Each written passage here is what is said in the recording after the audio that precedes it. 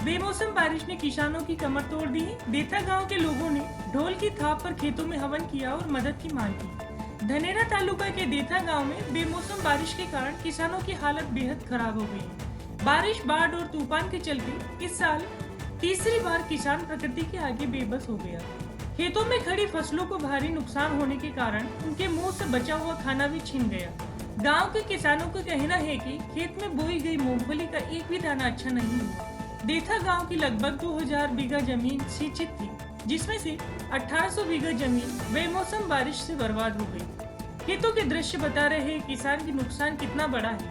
प्रशासन की ओर से इसमें किसी प्रकार से कोई ठोस कदम नहीं उठाया गया। इसीलिए आज देथा गांव के किसानों ने ढोल नगाड़ों की थाप पर खेत में हवन किया और सरकार से उन्हें सद्बुद्धि देने की प्रार्थना की।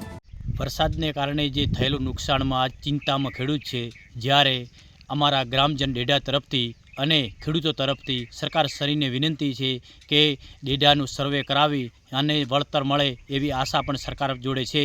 સરકાર એ જ ભગવાન છે, એટલે આશા રાખીને કહીએ છીએ કે અમારા ડેડામાં સર્વે થાય અને જે વાવેતર મગફળીમાં નુકસાન છે, બાજરી છે, જુવાર છે, એવા અન્ય પાક છે એમાં નુકસાન છે, એનું જે બી વળતર મળે એની આશા રાખીને બેઠા છે।